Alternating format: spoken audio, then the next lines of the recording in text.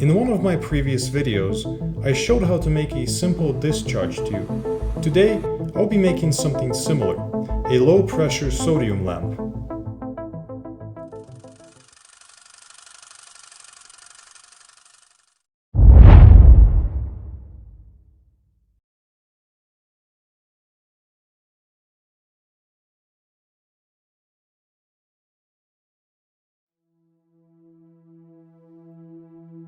Just like last time, I start by placing a borosilicate tube into a drill chuck. Using a propane flame, I soften the glass and shape it into a narrow opening.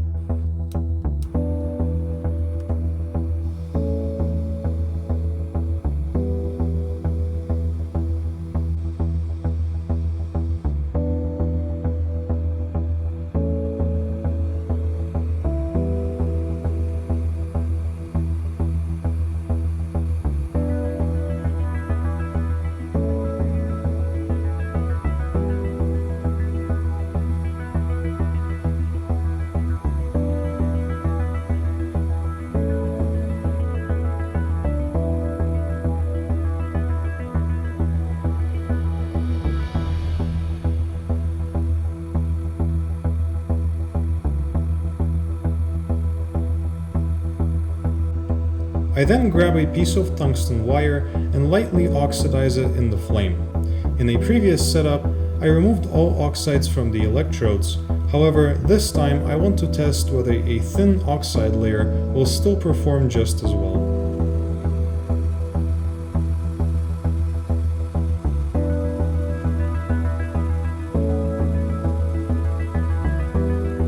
Once both parts are up to temperature, I insert the electrode and twist the softened glass around it, forming a vacuum-tight seal.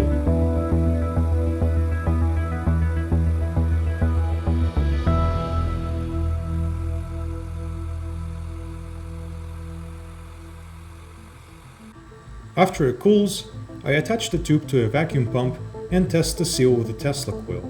It appears to hold low pressure, so I proceed to the next step.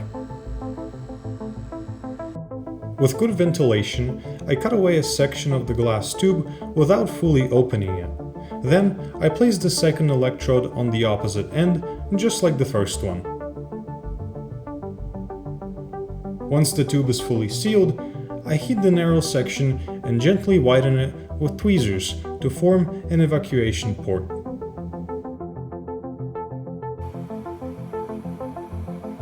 At last, I attach an extension to the opening, and once I'm confident that the glass is properly fused, I test it again with a Tesla coil.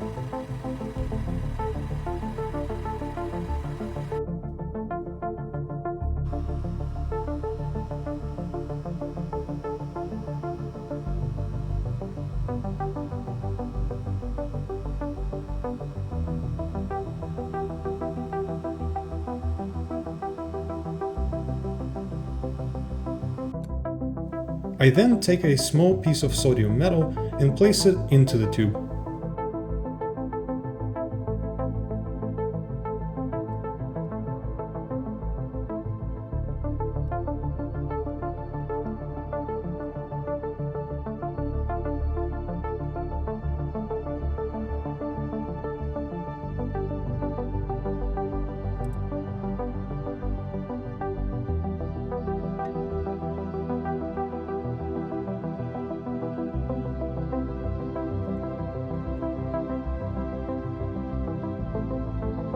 Afterwards, I depressurize the tube and begin to gently melt the sodium. This step is crucial, as even a small piece like this would take far too long to melt using a neon power supply.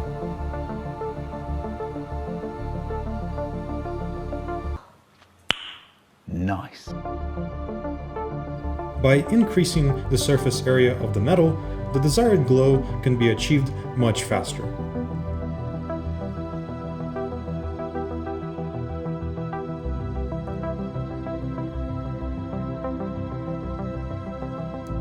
At first, only the right side of the tube fills with sodium vapor. As the system warms up, the residual nitrogen on the left side is gradually displaced.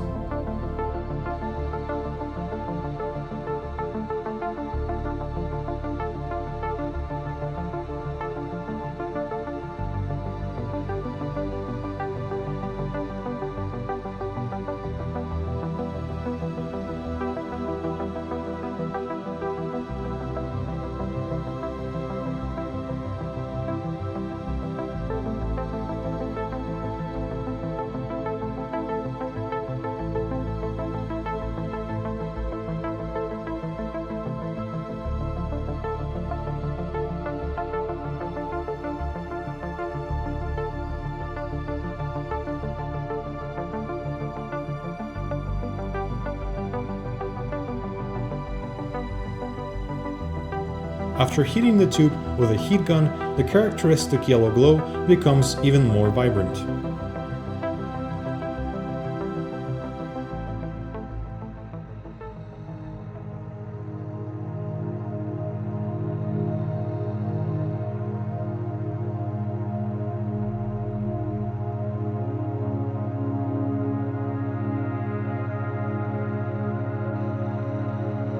Just like in my previous project, the wave-like patterns on the right side are caused by the interaction of AC current with varying gas density.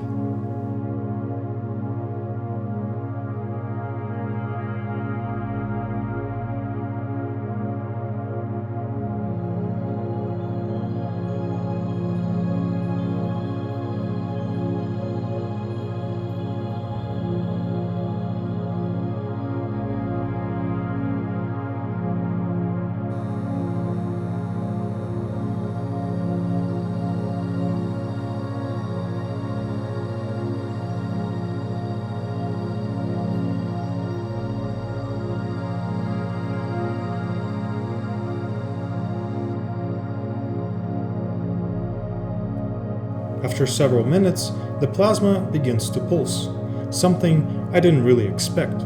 I assume it's driven by a dynamic equilibrium between the solid and gaseous phases of sodium.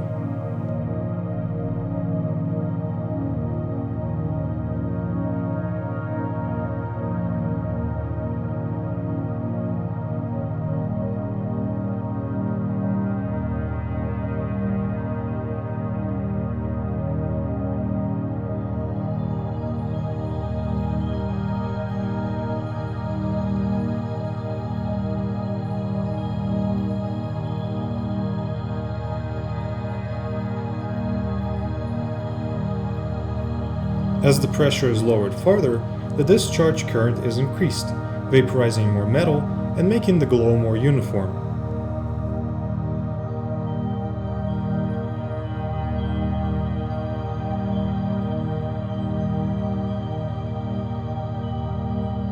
I hope you enjoyed this video and see you next time.